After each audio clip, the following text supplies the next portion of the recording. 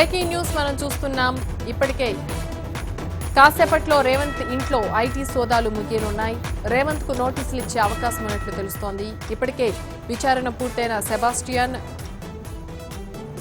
Sebastian కు నోటీసులు ఇచ్చినట్లు తెలుస్తోంది. సో ఈ నేపథ్యంలో రేవంత్ రెడ్డికి కూడా నోటీసులు ఇచ్చే అవకాశాలున్నట్లు తెలుస్తోంది.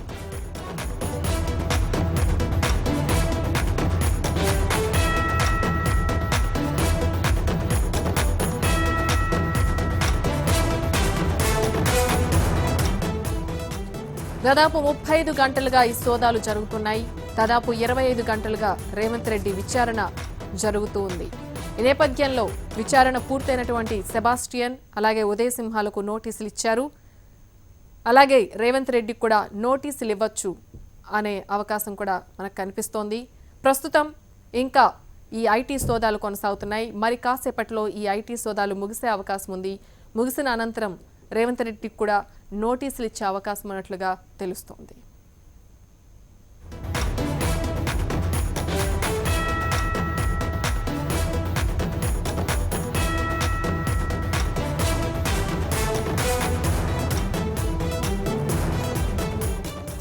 మరింత సమాచారం మా రిపోర్టర్ రాఘవ అందిస్తారు. రాఘవ, చెప్పండి. సో ఇప్పుడు రేవంత్ రెడ్డికి నోటీసులు ఇచ్చే అవకాశాలు ఎంతవరకు కనిపిస్తున్నాయి?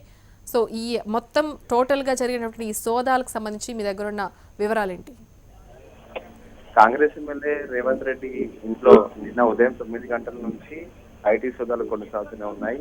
ఈ రోజు తెల్లవారుజామున కూడా మరికొన్ని బృందాలు కూడా వచ్చేసి, అదేవిధంగా ఫోరెన్సిక్ నిపుణులు కూడా వచ్చేసి ఉదయం రేవంత్ రెడ్డికి సంబంధించినటువంటి డీటెయిల్స్ అన్ని కూడా తీసుకొని ఆయనకు సిగ్నేచర్స్, స్టాంప్స్ కి సంబంధించినటువంటి డీటెయిల్స్ కూడా ఫోరెన్సిక్ ద్వారా మొత్తం కూడా పూర్తిగా తీసుకోవడం జరిగింది.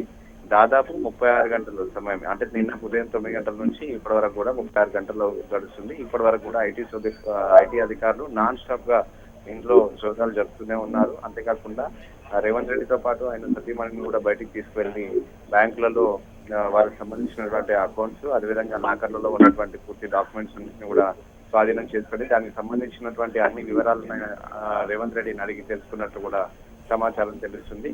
మొత్తంగా కూడా ఈ 36 గంటల్లో జరిగినటువంటి విచారణలో, సోదాల్లో పలు కీలకమైనటువంటి అంశాలను ఐటీ అధికారులు తెలుసుకున్నట్టు కూడా తెలుస్తుంది.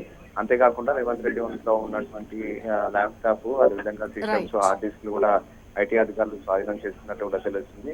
మరికొద్ది సేపట్లోనే ఐటీ అధికారులు ఈ సోదాలన్నింటి కూడా ముగించుకొని వెళ్లే అవకాశాలు ఉన్నాయి.